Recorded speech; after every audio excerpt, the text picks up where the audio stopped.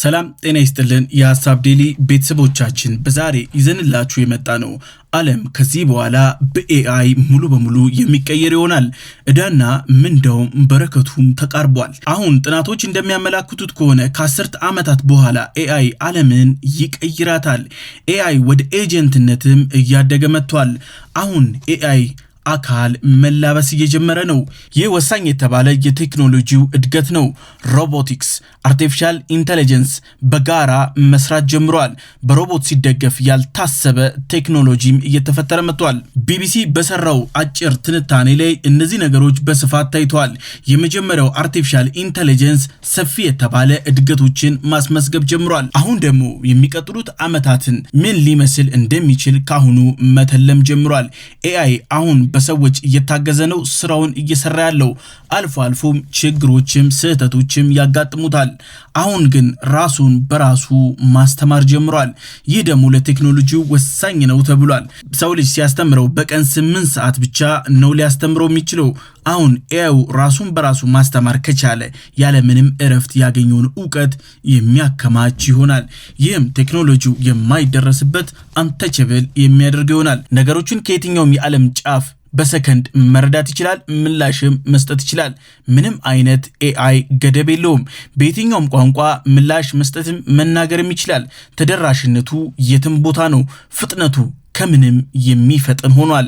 አሁን ኤአይ የዘመናችን ወሳኙ ቴክኖሎጂ ነው። በኤጀንት 3 እና በኤጀንት 4 እድገቱ እየተገለጸ ነው። ኤጀንት 3 አሁን ወደ ኤጀንት 4 እያደገ ነው። They've created Agent 3, an AI with the knowledge of the entire internet, all movies, all books. It has PhD level expertise in every field, including AI. የመጪው ዘመን ኤአይ እየተፈጠረ ያለው በራሱ በኤአይ ነው። ይህ ደግሞ እጅግ ፈጣን እንዲሁም ሪስፖንሱ ጠንካራ እንዲሆን አስችሎታል።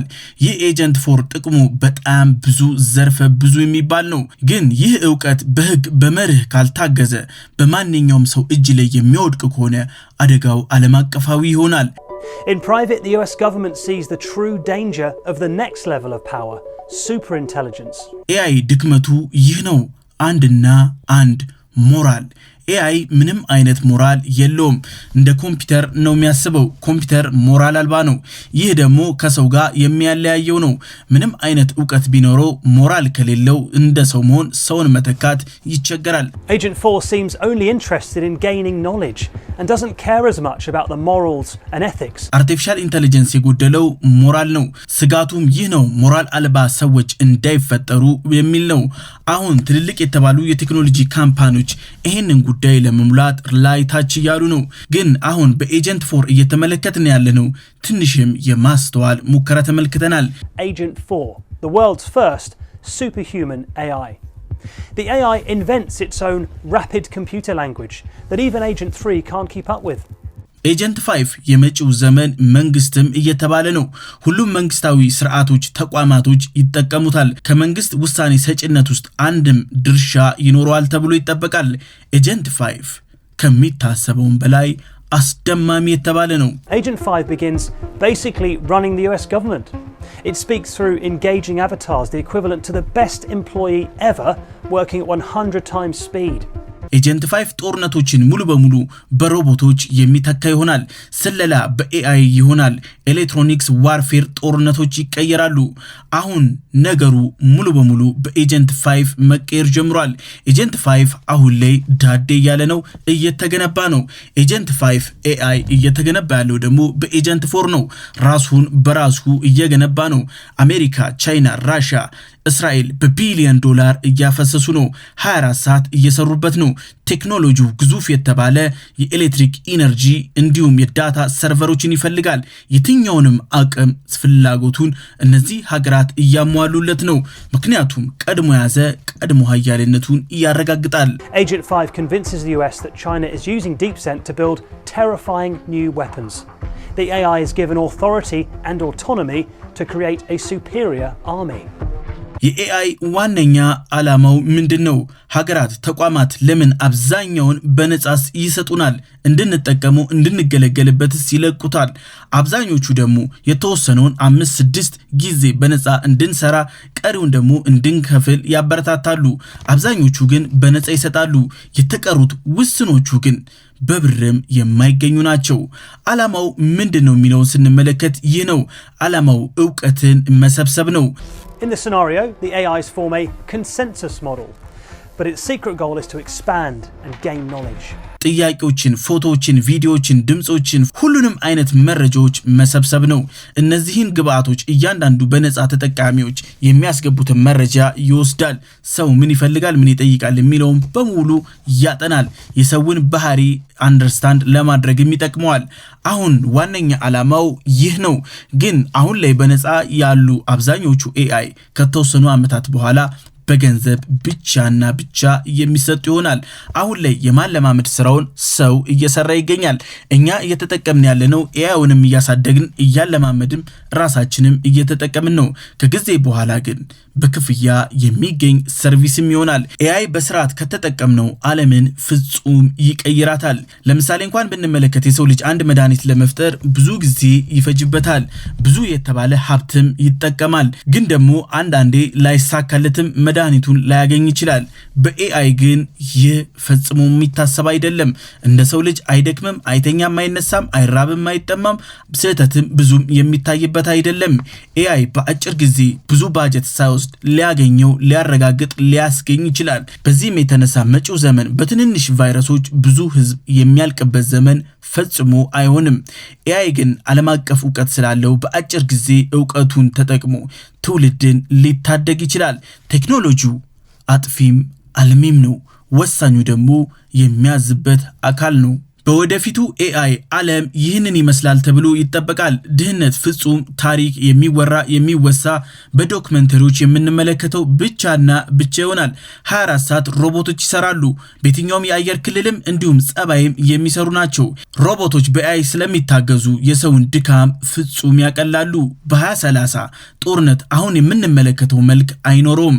ባዮሎጂካል ጦርነት ይጀምራል። ውጊያዎች፣ መከላከያዎች እያንዳንዳቸው በኤአይ የሚቀየሩ ይሆናል። ጦርነቱ ሮቦቲክስ ይሆናል። በ2040 ደግሞ ይህንን ይመስላል። ኤአይ የዓለም ዕውቀትን አጠናቆ ይቀበላል።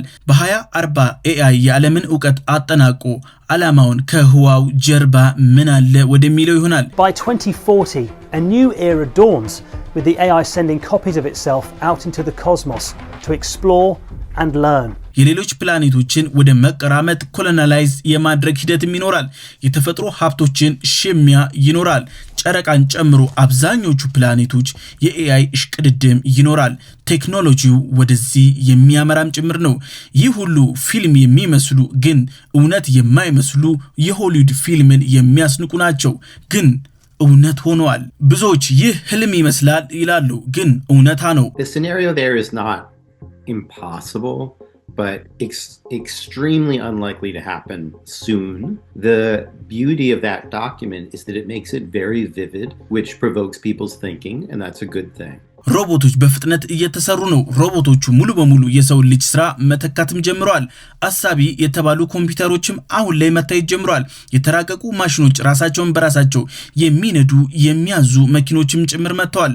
አሁን ኤአይ በፍጥነት ነገን ዛሬ ላይ እየገነባ ይገኛል። ኤአይ ግን ከዚህም የተሻለ ዓለም ይፈጥራል ተብሎ ይጠበቃል። አንዳንዶች እንደሚሉት ከሆነ ይህ በፍጹም ሊሆን አይችልም፣ ግነት አለው፣ በዚህ ፍጥነት ሊሳካ ሊያከናውነው አይችልም እያሉ ነው። ግን እውነታው ሌላ ነው። መሬት ላይ ያለው ሀቅ ምንድነው የሚለውን እንመልከት። ሰው አልባ መኪኖች በዚህ ፍጥነት ኤአይ ተጠቅመው ከሰው በተሻለ አነዳድ ነርተው እንዲሁም በጣም የተጨናነቀ የተባለውን የኒውዮርክ ጎዳና ሲነዱ ሲያሳልጡ ተሳፋሪዎቻቸውን ሲካድሙ እየታየ ነው። ይህ በዚህ ፍጥነት ይሆናል ተብሎ አልተጠበቀም። AI ግን አሳክቶታል። ሁሉንም ቴክኖሎጂዎች በኤአይ ስንጠቀማቸው ውጤታማነታቸው በእጥፍ የሚጨምር ይሆናል። ብሉምበርግ የሳይበር ሴኩሪቲ በኤአይ ፍጥነት እየሄደ ነው ብሏል። ይህ ደግሞ ወሳኝ ነው። የሳይበር ሴኩሪቲ አሁን አሳሳቢ ነው፣ ግን በኤአይ የሚታገዝ ከሆነ ሌላ ችግር መዘዝ ያመጣል። የኤአይ ሞዴሎቹ በተሳሳተ ሰው ከገባ ታላቅ ውድመት ያስከትላል። ለወንጀለኞች እንዲሁም ለአሸባሪዎች ትልቅ ጥቅም ይሰጣቸዋል። ስለዚህም ኤአይዎቹን ከነዚህ አካላት መታደግ ይግድ ይላል። የአሜሪካ የግምጃ ቤት ባለስልጣን እንዳሉት ከሆነ በአስቸኳይ በጠሩት ስብሰባ ላይ ዋነኛ አጀንዳቸው ያደረጉት ኤአይ ነው። በአሁኑ ወቅት ላይ የሳይበር ደህንነት አሳሳቢ ነው። መላ ይዘይድለት። ኤአይ በጣም ፈጣን ነው። የሰዎችን ምላሽ የሚጠብቅም አይደለም። እንዲሁም ያለን ቴክኖሎጂ በኤአይ የሚመጡ የሳይበር ሴኩሪቲ ችግሮችን ለመመለስ አዳጋች የሚባል ደረጃ ላይ ነው። Well, Bloomberg has learned that the Treasury Secretary Scott Bessent and Fed Chair Jerome Powell summoned Wall Street leaders to an urgent meeting on concerns that the latest AI model from Anthropic will usher in an era of greater cyber risk. አሜሪካ ባንኮቿ በየቀኑ በትሪሊየን ዶላር ያስተዳድራሉ። ዝውውሩ ደግሞ ዓለም አቀፍ ነው። ኤአይ በሃኪንግ እየታገዘ ከመጣ አሁን ከባዱ ችግር ይሆናል። Super important to the US economy and the global economy. Trillions of dollars go through these banks' pipes every single day. የደህንነት ክፍተቶችን በፍጥነት ያጠናል፣ ያጠቃል። እንዲሁም ያለምንም ድካም 24 ሰዓት ጥቃት ሊያደርግ ይችላል ያለማቋረጥ። የሳይበር ሴኩሪቲ አሁን ላይ እየተሰራ ያለው በሰው ልጅ አቅም እንዲሁም የተወሰኑ ኤአይዎች ብቻ ናቸው እየተከላከሉ ያሉት። እነዚህ ኤአይዎች ላልተፈለገ ዓላማ የሚውሉ ከሆነ ግን ውድመቱ ከባድ ይሆናል። የኦንላይን ክፍያዎች የምንጠቀምባቸው እያንዳንዱ ብራውዘሮች፣ የኮምፒውተር ዋና ሶፍትዌሮች፣ ኦፕሬቲንግ ሲስተሞች ሙሉ በሙሉ በኤአይ በታገዙ ሃከሮች ውስጥ እጅ ሊወድቅ ይችላል። ይህ ደግሞ ሌላኛው ራስ ምታት ነው። ኤአይ የመጪው ዘመን ዋነኛ መሰረት ነው የሚባለው ለዚህ ነው። አሁን ስለላ እንኳን በኤአይ ተቀይሯል። ሀገራት የሚያሰማሩት ኤጀንታቸውን አይደለም፣ አሁን ኤአይያቸውን ነው እያሰማሩ ያሉት። ኤአይያቸው አይታሰርም፣ አይያዝም፣ አይደበደብም፣ አይታገትም፣ እንዲሁም ለመደራደሪያነት አይቀርብም። ኤአይ ሀገራትን ሙልጭ አድርጎ እየሰለለ ይገኛል። ለምሳሌ እንኳን ብንመለከት አሁን ያለውን የመካከለኛው ምስራቅ ጦርነትን ዋና መረጃ ተንታኙ ማን ነው? ኤአይ ነው። ሀገራት በኤአይ ታግዘው ነው አያቶላ ሐሚኒን ያገኙት። የእስራኤል ተዋጊዎች እሳቸውን ያገኙት በኤአይ ታግዘው ነው። ኤአዩ ደግሞ ላቫንደር ይባላል። እስራኤል ለሁሉም ጦርነቷ ላይ ትጠቀመዋለች። ትንተና በፍጥነት ይሰጣል። ወታደራዊ አቅሙም ትልቅ ነው። ሳተላይቱም ሬዲዮኑንም ሁሉንም የመረጃ ማዕከሎችን በአንድ ቋት ውስጥ በመሰብሰብ የራሱን ትንተና ሙያዊ ሰጀሽን ይሰጣል። በዚህም የተነሳ እስራኤልን በዚህ ውጤታማ እንድትሆን አድርጓታል። አንትሮፒክ የተባለውን ኤአይ ደግሞ ፔንታገን ይጠቀመዋል። ይህ ኤአይ እጅግ አደገኛ የተራቀቀ ነው። The company's MO has led to a showdown with the Pentagon, which contracted with Anthropic in July of 2025. የመካከለኛው ምስራቅ ጦርነትን በዚህ ኤአይ እየታገዘች ነው አሁን አሜሪካ እየተዋጋች ያለችው። ለማስ ሰርቬላንስም ይጠቀምበታል። በዚህም የተነሳ አብዛኛው አሜሪካውያን ይህንን ሶፍትዌር ይጠሉታል። ለሰው አልባ ድሮኖችም ጥቅም ላይ ይውላል። ምክንያቱም እያንዳንዱ ሰው አልባ ድሮኖች ይህንን ኤአይ እንዲታጠቁ እየተደረገ ነው። በራሳቸው አስበው በራሳቸው ወስነው ጥቃት እንዲፈጽሙ። ምክንያቱም ከማዘዣ ጣቢያ ጋር የሚደረገው ግንኙነት በራሱ ጊዜ ይፈጃል። ሰው በተፈጥሮ አሰላስሎ ነው የሚመልሰው። አሰላስሎ ሲመልስ ደግሞ ኢላማ ሊያመልጥ ይችላል። በዚህም የተነሳ ፔንታገን ይህንን ሶፍትዌር ኤአይ ሙሉ በሙሉ ኢምፕሊመንት አድርጓል በሰው አልባ ድሮኖቹ ላይ። ዓለም አቀፍ ስቶክ ማርኬትን ስንመለከተው ኤአይ እየመራ ነው። እያንዳንዱ ግዙፍ የተባሉት ዶላሮች እየተላለፉ ያሉት በኤአይ ውስጥ ነው። የኤአይ ሞዴሎች ሽያጭ በቢሊየን ዶላሮችም እየተሸጠ ነው። ራሱ የስቶክ ማርኬት በኤአይ ነው የሚተዳደረው፣ መረጃውም የሚተነተነው። ኤአይ ወሳኝና አማራጭ አልባ በመሆኑ የተነሳ ታላላቅ የተባሉ የዓለማችን ድርጅቶች የራሳቸውን ኤአይ ሞዴል መልቀቅ ጀምረዋል። ከዚህ በፊት ትዊተር በሚል የምናውቀው ኤክስ ግሮክ የሚባል ኤአይን ሰርቷል። ጉግል ጂሚኒ፣ እንዲሁም ማይክሮሶፍት ኮፓይለት የሚል፣ አማዞን ኖቫን፣ አፕል ሲሪን እየለቀቁ ነው። አሁን ካምፓኒዎች ጉዳዩን ወደ ኤአይ እያሳደጉት ነው። ይህ አርቲፊሻል ኢንተለጀንስ ደግሞ የመጪው ዘመን አንደኛው ቁልፍም ስለሆነ ነው። ዓለም አቀፍ ባንኮች ለሳይበር ሴኩሪቲ ደህንነት በቢሊዮን ዶላር እየበጀቱ ነው። ምክንያቱም የኤአይ ዘመን ስለሆነ ነው። ከ2027 እስከ 2030 ድረስ ከ300 ቢሊዮን ዶላር ይመደባል ተብሎ ለዚህ ሴክተር ብቻ ይጠበቃል። የሳይበር ደህንነት በኤአይ የሚጠበቅ ይሆናል። አሁን እሳትን በእሳት እየሆነ መጥቷል። ውሃ ጥቅም አልባ ሆኗል። ኤአይን በኤአይ ነው መመለስ የሚቻለው። ጨዋታው ይሄ ነው። ከዚህ ውጪ ዋጋ ቢስ ነው።